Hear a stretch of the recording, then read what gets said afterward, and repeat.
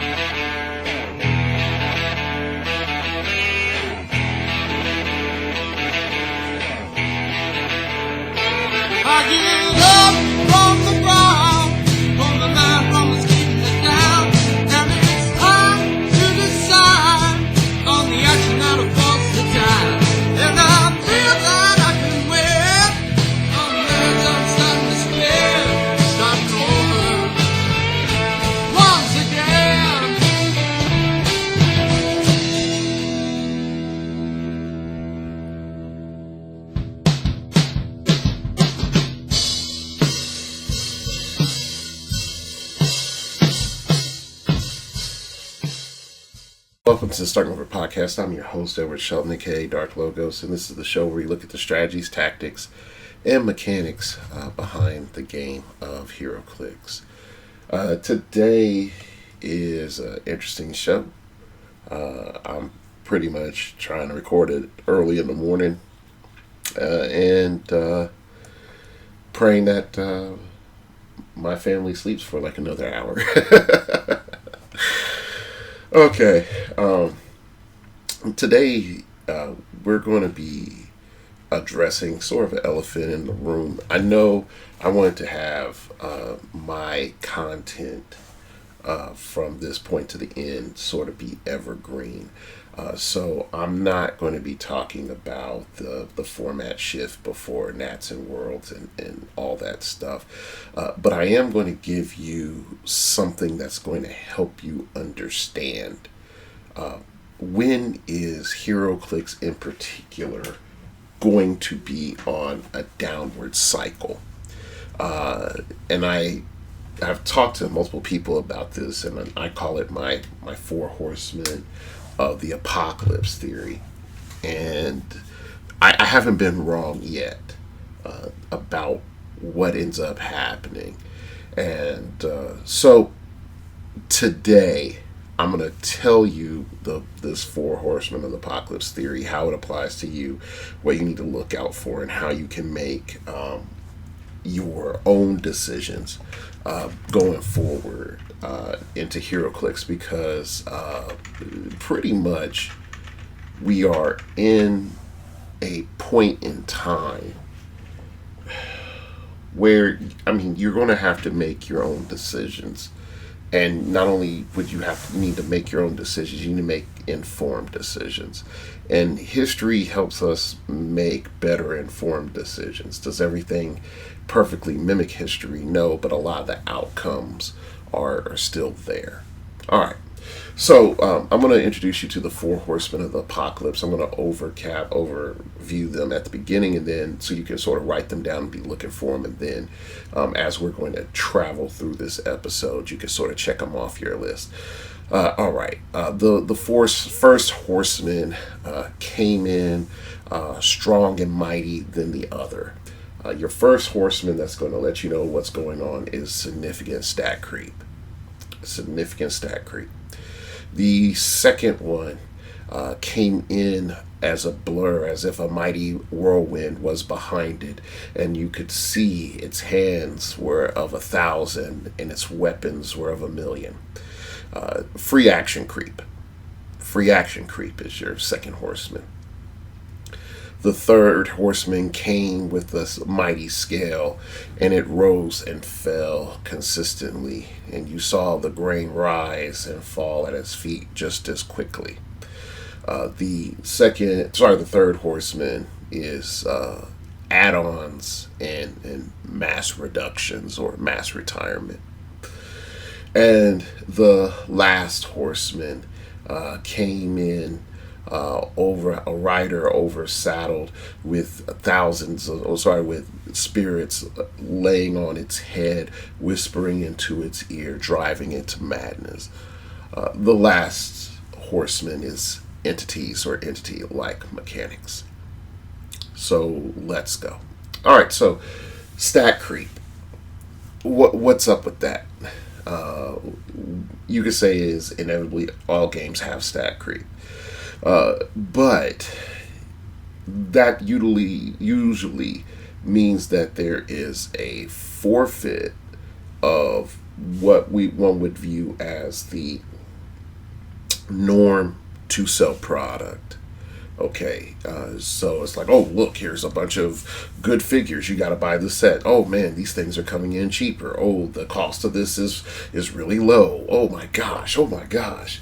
And so the player base buys. Now, from WizKid's perspective, they usually use this as like, oh, they really love what's going on. Let's keep doing what we're doing. And this is always the first herald of the apocalypse. Because you could say, well, they have a point formula, Dark Logos. And I'm like, that has changed. It's like, you can't say a current Snickers is the same as a classic Snickers, because we know there's such thing as called artificial chocolate. And when Snickers came out, they didn't have that technology. So how you going to tell me that they're the same? All right. So that's what we're dealing with first and foremost. You're dealing with stat creep in two to three primary ways. The first one that you will always see is attack increase. Attack increases. So there was a long period in the game where you did not see 11 attack. 10s were pretty good. You would actually see 6s and 7s and 8s sometimes, and you had to roll with them. 9, you're like, oh, okay, I can work with this. 10, you got happy. All right. 11s were like, this character's Superman. This character's Superman. Okay. So then you would usually see your higher attack values classically in the game at around your 100 plus range. All right. And that was like a big deal. You also had, like, longer clicks of life or whatever. But you would primarily be paying premium for your higher attacks. The main reason this becomes important is that when you establish that your defense ceiling or your printed defense ceiling is 20, and that's literally for cosmic beings, it makes the perspective of the game a bit more grounded. Okay. So, stat creep is inevitable in any game, and I know there's never been a game that's never gone through, stat creep. But some people will just say, well, power creep, but in particular, stat creep. And because companies cannot refuse stat creep because it sells, you can pretty much time when an apocalypse is coming. All right. Because even WizKids has reset this game power-wise multiple times. Multiple times. There have been various golden eras as the game resets, and people have been like, this is the most fun it's ever been. The game has been in the best place it's ever been. And when you hear that, you probably have about a year, 2 years max, and then the first herald of the first blah blah blah blah. Wow, I'm recording too early. The first herald of the apocalypse will show up. Okay, the second major thing that you're going to see is your damage increase. Okay, your damage increase. So things that usually were 2 are now 3. We saw that classically in game, that there was a lot of characters that started with 2 damage, and there was a complaint that they couldn't deal with impervious if you just pulled a bunch of weak characters during a sealed. And so they moved the standard damage up to 3 for a majority of characters. There wasn't a lot of penetrating damage, and now all of a sudden there's a plethora of penetrating damage. All right. So now we're dealing more damage. We're a lot more accurate. And then the response to that of us being more accurate is inevitably we get more higher defense stats, so that the game isn't, just point, click, and shoot. Because there is a group of people that will start getting frustrated, and people will start complaining that their team is getting murdered, blah, blah, blah. And so to compensate for the defensive players, quote unquote, we will raise our defensive stats. But in turn, guess what? The game slows down and the cycle continues. Wu-Tang forever. Okay, so inevitably, it always will be going in this order. You will have a attack bump. You will then follow up with a damage bump. Then you will follow up with a defense bump. And when there is a point in which it is clear that these stats can't get any higher because they break the fundamental realities of the game, that stat creep Horseman is like, I am fully manifested. This game is about to break. And anyone that is loving the way this is will not be there during the collapse, because they're looking for steroided up, high action, fireworks popping, models with round numbers walking around, and big, Megatron action type of situations. Okay, they're not going to be there when everything calms down and it's mortals fighting. They want to see the gods punch each other and reality about darn near destroy itself. All right. So next up, free action creep. Why free action creep? I have seen it time and time and time again. Free action creep, allowing characters to just do things for free.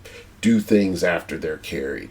Do things after this trigger. Oh, I get to make a bunch of attacks. I get to make a bunch of movements. I get to do all these things for free. I get to, if I perplex, then I get to outwit it. If I prop, then I can perplex. Oh, I can perplex twice. I can outwit 3 times.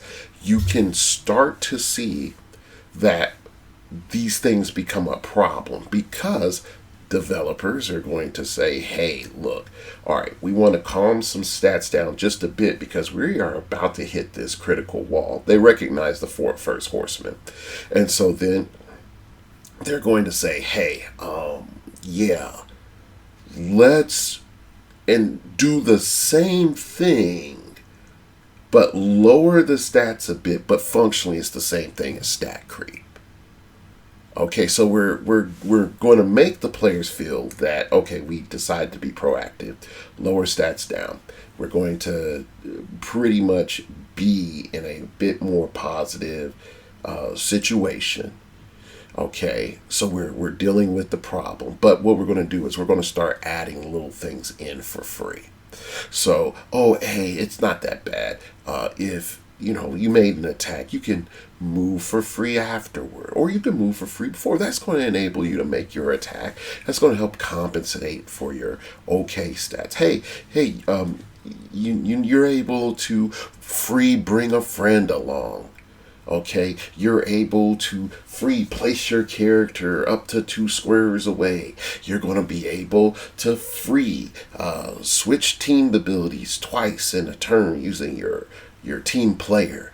You're going to be able to free go ahead and re-roll 1 die.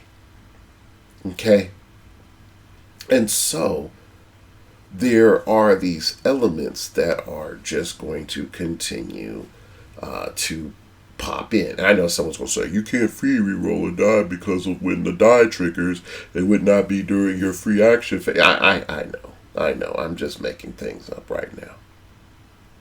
Okay? So, the main thing that we definitely see in the free action creep where it becomes a problem is attack and control. Attack and control.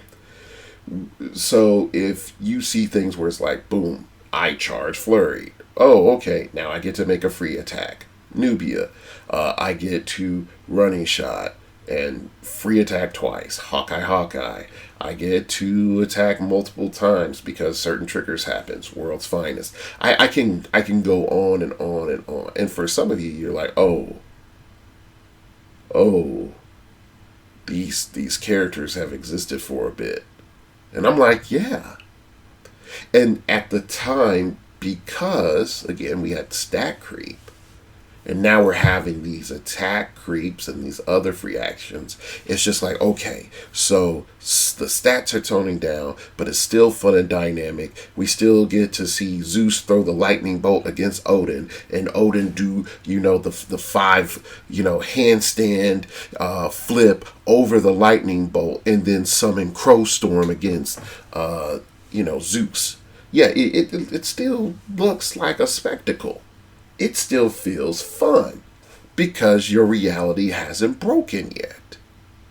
All right. Next is add-ons and mass reductions. This is when I was debating, because this is technically could be the fourth Horseman. And then a lot of times it ends up, when I started digging and researching, this Horseman is subtle. Okay, because it begins to form once this free action and stat creep meta appears, but it doesn't solidify until a little bit more time has passed. Okay, but it does start before the fourth Horseman, and that's why I'm talking about it now. Okay, so add-ons and mass reduction. So what are the add-ons? Hey, guess what? You can add on this feat. You can add on this piece of equipment. You can add on this resource. You can add on this map feature. You can add on your sideline feature. You can add on, customize, add on. And the idea is that it makes the game more dynamic, more custom, more this, more that. But it doesn't. All it does is just means that you spend more money to do the same things that you were doing before. More money. Oh man, I gave blood, more money. There was this one dude on AC Realms. I listened, I read his post, and he said, yo man, I'm a pipe fitter, and I take like my pipe shavings. He saves like the copper shavings to go recycle the copper shavings so that he can go buy Heroclix. And I mean, yeah, shout out to you. You're doing what, the world needs and society needs.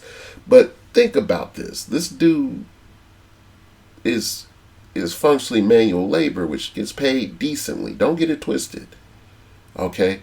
And even he's like, yo, man, I gotta get these copper shavings to go pay for Heroclix. And this was over 8 years ago I read this story. So I don't know what the brother's doing now. I hope he isn't doing copper shaving, selling blood, and doing an extra shift at Walmart or something. All right.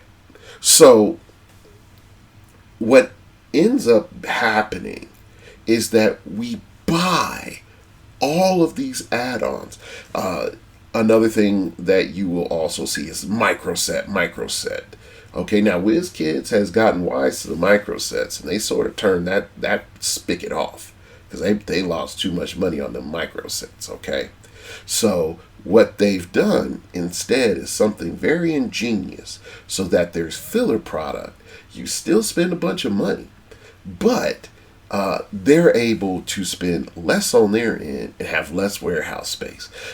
Take a brief moment, pause, and guess what it is? All right, now you're back. And if you said Iconics, you're correct. You spent $20 for Iconics here, $30 for Iconic set here, $50 if you didn't get it in time. Oh, you need multiple? Guess what? You spent $100 for 4 figures. All right. Hey, did you go and buy that massive Hall of Armor set? Did you buy two because you realized that you're going to need two at least? Oh, yeah. So there's that as well. So as it stacks up, you have all of these cool iconics that they're also going to sell to you as memes, and oh, these are good display Heroclix. Okay, forget the fact that some of them really aren't balanced or function well within the game itself, because this is art. We're selling you art with some effects. It's art with some effects, okay? And you buy. And you buy, and occasionally you have some stuff that's good, and then you buy a set, and then you buy 3 iconics thing, and then you buy another set, and then you buy 2 more iconics. You buy, oh, here's another add-on, your play-at-home kit. Why give players maps? Why have venues be able to just, buy cheaply a stack of maps for their players when you can have a play-at-home kit? Why not just, hey, directly sell the map kit for the year? You could just do that, and that would have been fine. But no, we have this other cycle that we're on. And so we buy, and we buy, and we buy, and we nickel and dime. Ooh, you paid $20 for 2 pieces, which previously would have been $20 for about 5 pieces on a micro set. Okay? Now, why is this a scale? Oh, I put all of this weight on one side, and after Worlds, well, that was a bad snap. There we go, that's a better one. It's gone. And you go through your mind and you calculate up, wow, I just lost 3, 4, in some cases $5,000 worth of playability. Now, I mean, we could crap on Warhammer all day. All day. You can be on them, and you can say like how much it costs to build your Warhammer team and all those other things. But here's the god honest truth with Warhammer though. You're able to keep playing with your stuff. And with Heroclix, they try to mitigate this Horseman, like, hold on to your stuff. It's still good. It's still good. Here's this golden ticket called a legacy card. Okay?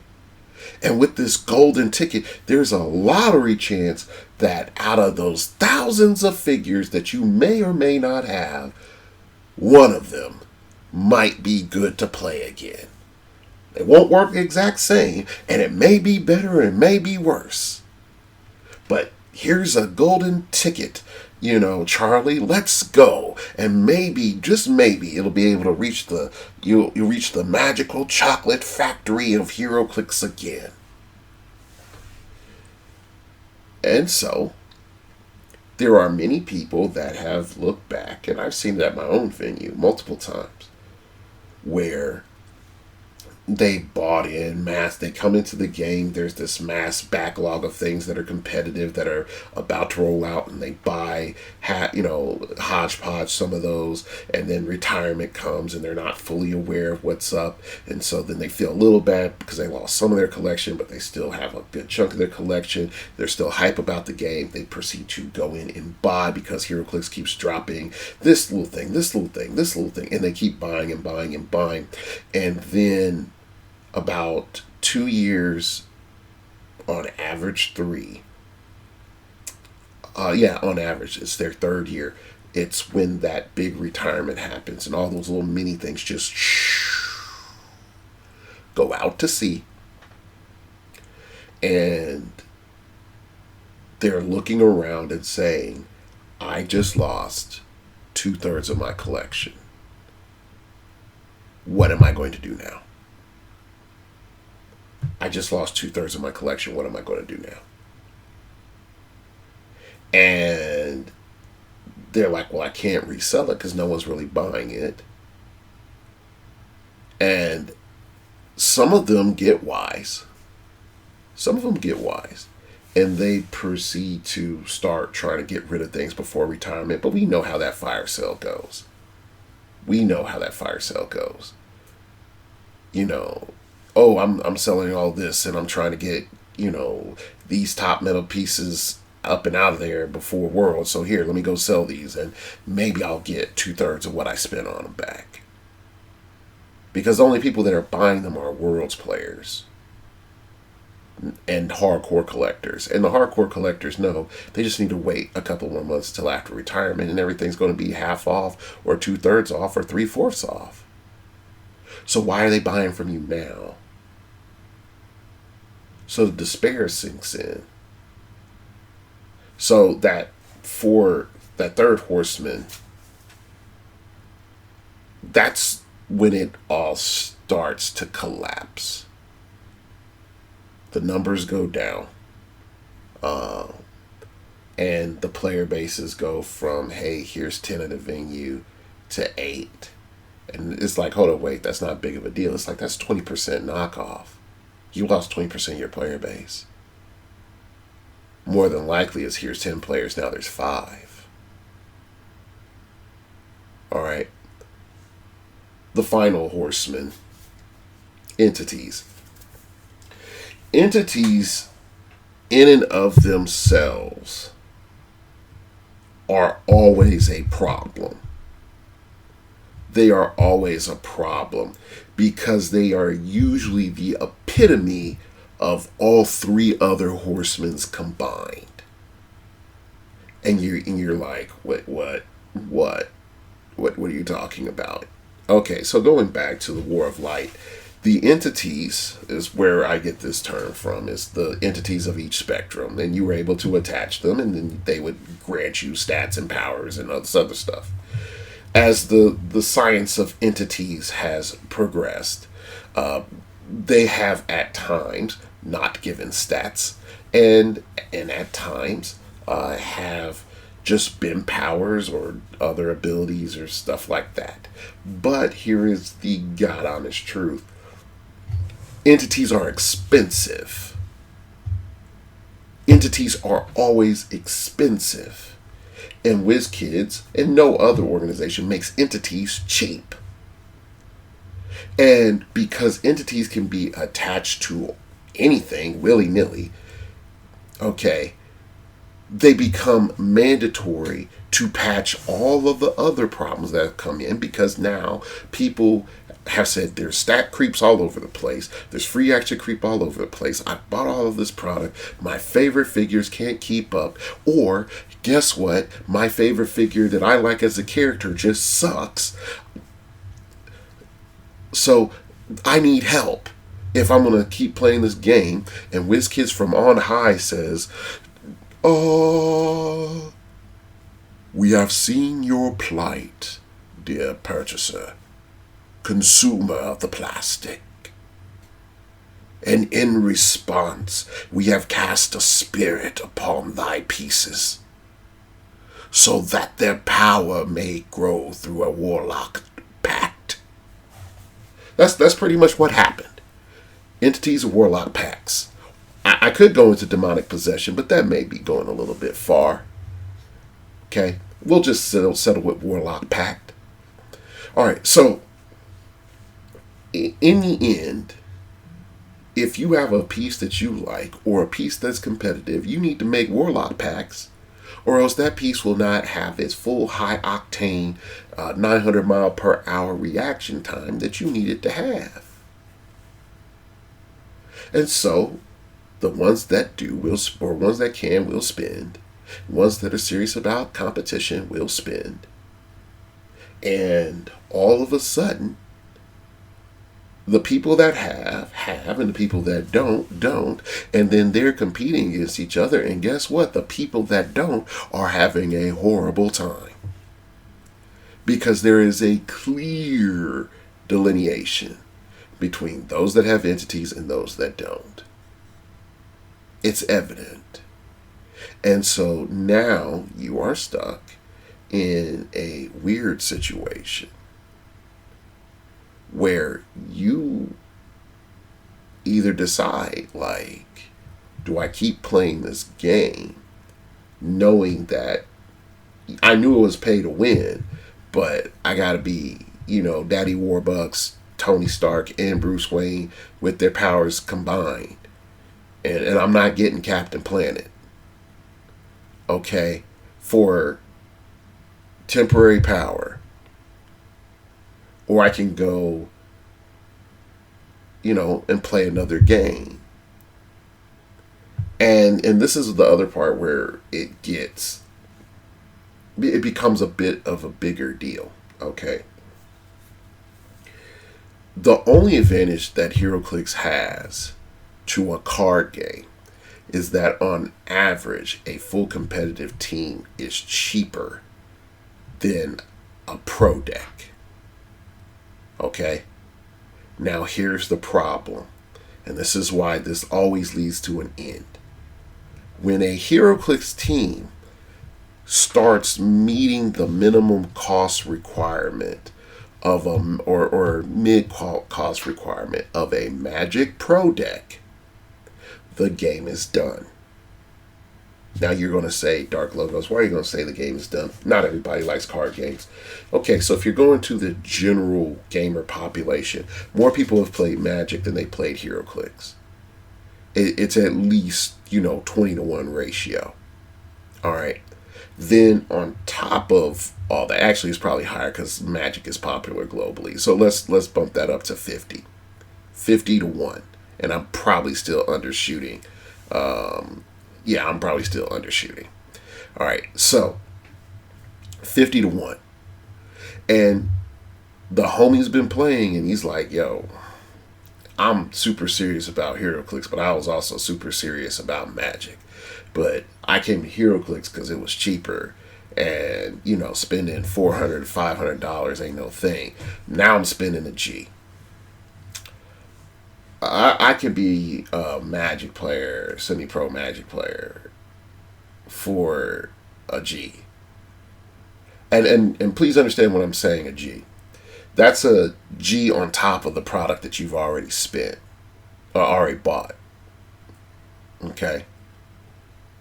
So you already may have most of your cards. You still need probably about a G. Okay? Because you need 4 of that card, and that card running in 100. That's 400 right there. And you may not be through a majority of your deck list at that point in time. All right, so going back. You are now in this very, very, very compromising situation because Heroclix don't offer no money. And WizKids really isn't offering prizing for their world championship. They playing for honor over there. They playing to find out who's the very best, like no one ever was, like we are Ash Ketchum, in Kanto League. Okay? And that is dumb. And this is why the game will reset and collapse. Because by the time that 4th Horseman appears, all these other bad decisions, all these other decisions that are there for the immediate profits, all these other decisions that are there not looking at the longevity of the game and the balance of it and what you have to do if you're not a cash-based, rewards game and you are a product for focus rewards game. All those things become to coalesce, and you get a grand revelation, a grand realization. Okay, that's what apocalypse means. Apocalypse means it's all revealed. Okay, and the revelation that majority of players will come to is this game is not worth it. I'm not having fun. The ability, the boundaries to compete are so high and so ridiculous for a new player to come in. I can't bring in my friends without them having to put a $2,000 deposit down, knowing that half of it's going to be up in smoke in less than a year. Okay? It's super complicated in spite of all the times they try to simplify it down, because every time we try to simplify the game down, we have to add something complicated to keep people interested and to have power creep. So we end up in these complex, what appears to be a complex weave of, oh my gosh, how did I get here? I just fell into the pit. When in actuality, from the beginning, we know what the cycle is. And there's been enough people around long enough to tell you what the cycle is and to warn you. All right. So, what is the solution? What's the solution to this? And I'm going to tell you, I come to a very realistic philosophy. Is all human entities and creations die. Games die, people die, nations die. There is, I come from a Christian perspective, only eternal kingdom is Christ. That's how I look at it. So when you look at this, you just have to accept there will be a time where there is the song stops and there are no chairs left, and everyone's just standing there with product in your hand. And that's it. I've been there. I was there playing when the game initially died, stuck with product in my hand, asking myself, do I just throw it all away? And I didn't, and I had people I played with, and we played Heroclix for a while, and we could get some things that we wanted for a while, and then we went on to play other stuff, and then my Heroclix went in the basement, and then I heard, oh, Heroclix is coming back, and then I grabbed my figures, and I, shouted with glee. But when all is said and done, stuff dies. And if you're going to come in and try to stop the cycle, you can't. But there are things that you can do to make it so that the collapse lasts. It's not a 5 or 6 year cycle, but a 10 or 20 year cycle. And then it doesn't hit as hard. All right, and then somebody be like, "Oh, Dark Logos, you're high, you're high," and I'm like, no. There's plenty of things that you can do. So, in parallel to the four horsemen of apocalypse, I'm going to give you is the four revelations. These are the four revelations. Okay, so let's go through each one. The first revelation that becomes real important is just four things. First one is design notes. Second is character mode / archetypes. Third is rotate the wheel. And fourth is reward those who invested. All right, so let's go into this. The biggest problem with Heroclix, period, is that there's no point in time that design notes are passed down from one designer to another, let alone is there a designer archetype or designer or design mold. And because there isn't a passing down of information, because there isn't just a general understanding of how the sausage is made, any new designer that's coming in is going to go play with the formula as best they can and then make the same mistakes as every other designer. Because guess what? The designers don't come in from having played 15 years of Heroclix minimum requirement or have some sort of board game, background. Okay? They don't. And so there's gaps in history. And I know for a fact that there isn't a design notes document or passing down of notes from previous designers that are professional to the private. Yes, they're private designers. Don't ask how I know. I've had contacts for years. At least first one I met was like 2013. So yeah. So don't no, not 2013. That's too far back. I think it was like 2015. No later than 2016. Okay. So that's like right when I'm starting to pop off. That's not, so yeah. Anyway, going back. All right, so let's ask ourselves, what were the design notes of the first designers of this game? Do we have that? Did Topps have that?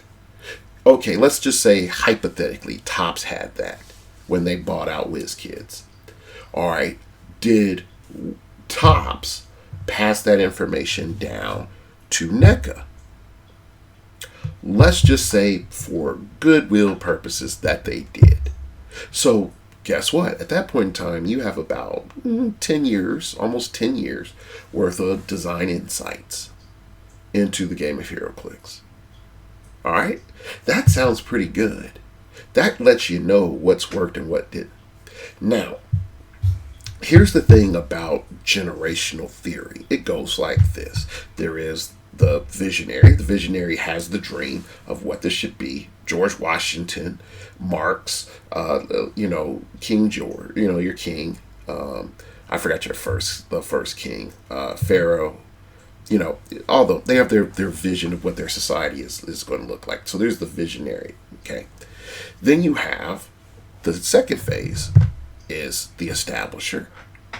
Okay. This is the person that goes out there and lays the bricks and does the work of the visionary.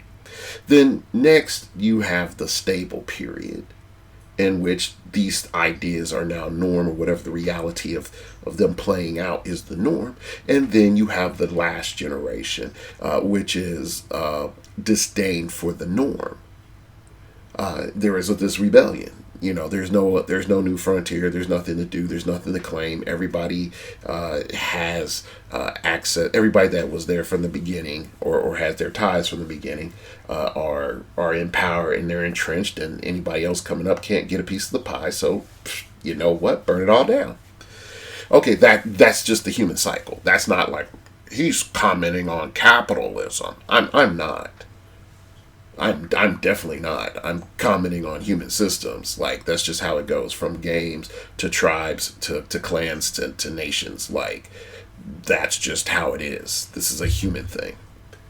So the things that allows for us not to have to keep relearning how to make concrete, because that's happened, is the passing down of knowledge. And every time that we have had a massive destruction of knowledge, okay, what ends up happening is that it ends up setting humanity back hundreds of years, classically. All right? For WizKids, not passing down design notes sets them back a horseman, maybe 2 horsemen in design. And that will cause a doom loop cycle to increase, not decrease, because you will have people that will create characters, ta-da, that will introduce the 3rd horseman when the 1st horseman is just starting, thus accelerating the process. Okay? So, design notes. This is on WizKids end. This is nothing you and I can control at all. And the second revelation is there needs to be character molds, archetypes. This is the second revelation. Now, you're going to be saying, like, well, what is that? Okay. For each set, there needs to be these are our control characters, these are our attacker characters, these are our defensive characters, and you need to decide and put them side by side with the previous sets and being like, all right, is this the direction that we want modern to go? But you know what that requires? Thought, time, insight. Do you know what most of the designers don't have? That. And so what ends up happening is testing gets to go figure a majority of this stuff out. And you know what? Is testing omnipotent? No, but let's just say testing does catch some things. All right, it goes back to game design. Game design says, yay. But guess what? What if WizKid's just like, oh, hell no, we like this, bro, because it's going to sell. All right, you got a problem. What happens if you have, a corporate designer that's just like, I take offense that you view my perfect creation needs to be corrected? That's a problem. That is a problem. So, you come back to the point that if you can't assess your archetypes when you're creating these products, and then you're comparing it against the other archetypes, and then you're going to say, well, the players have access to all this other stuff, and then so it's okay if it's crap, or it's okay if it's a bit stronger. It's not that much stronger. Okay? If you continue on that mindset, inevitably the first horseman will appear and the second horseman will appear. You have to rein stuff in. You have to stop allowing for control characters to get a 12 attack and 4 damage. You have to stop allowing these aggro characters from being able to bounce around the map. You just have to. Because if you don't, you will create this massive imbalance. Their characters fundamentally have to start filling in archetypes, and they can't be these hybrid things as much. Yes, you could drop a hybrid character, but they need to be mediocre at both roles. Okay, let's go to the third revelation. Third revelation is you need to rotate the wheel. Okay, what is the wheel? It's aggro, defense, and control. I've said that for years. If the problem with Heroclix that we are going to see is that the wheel of aggro, its time in the sun is too long, and it leads into the evening. All right, and that is a problem. And then folks will say, well, how you expect the game to resolve? And isn't it more, interesting when there's dice rolling and this, that, and the other? It's like, yes. So here's my question. Why do I need figures if we're all just going to meet in the middle? Why don't I just have cards and dice? Why do I need figures? I can easily shift up a card forward, roll some dice, and say, did I hit or not? And keep a little tracker, and my tracker tells me how many times my Hulk card got hit. Or I just have I play the game with a card and a piece of paper and dice. So you have to ask yourself, why am I introducing miniatures in a map? And if it's not tactical, if it's not dealing with space, then there is no reason for me to have figures. There's no reason for me to have figures if we just meet in a clump and throw dice. It's just not. So there has to be a point where it's like defenses matters, whether that's through terrain, through the map, through figures. Defense needs to have its time. Control needs to have its time so that the aggro characters don't just rule everything, because no one likes being one-turned. No one likes being one-turned. And if you create an environment in which one turning is a constant, you will kill your game. And you can say, but Dark Logos, that's the highest end. And I'm like, Again, as the horsemen are revealed, what did I say? The first one is stat creep. The second one is free action. The third one is add-ons. Once you get to that point, it's not just, hey, I'm playing Super Duper Man and he's just the best. Sorry, bud. No, it's here's Super Duper Man. Here is Lady Liberator. Here is the Darker Knight. Okay. Then it's Captain Patriotism, the Tin Man, and then the Mighty Odin. Okay. Yeah. And here comes Arachnoid at the end just to annoy you. The list will keep going and going, and one turning will inevitably continue to happen. You need to rotate that wheel. Aggro needs to be questionable when control is in the board. Control needs to struggle because defense is, mitigating some of that access. There needs to be some balances where, as a set, you go down a set and you're like, okay, this is our control set. Okay, go down the set, this is our aggro set.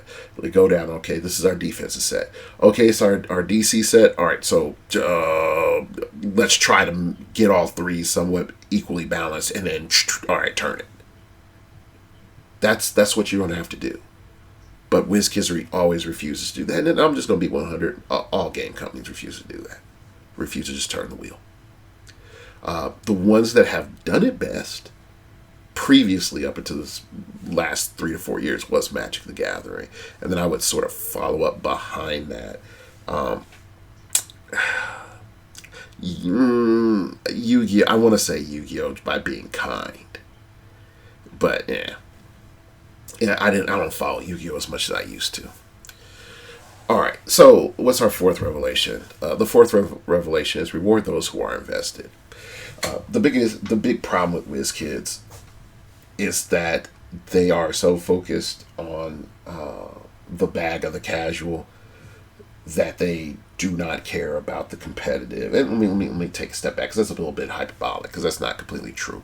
There is less care for the competitive. If WizKids actually had a plan and cared about the competitive, The Rock would never exist. Champion Clicks would never exist. Apex Championships would never exist. Okay? They would have a person there for approved play that's dedicated to approved play, making sure that approved play events happen. Every year you would have that whole playing for Deadpool thing. We were supposed to have it this summer. I ain't seen a Deadpool at all.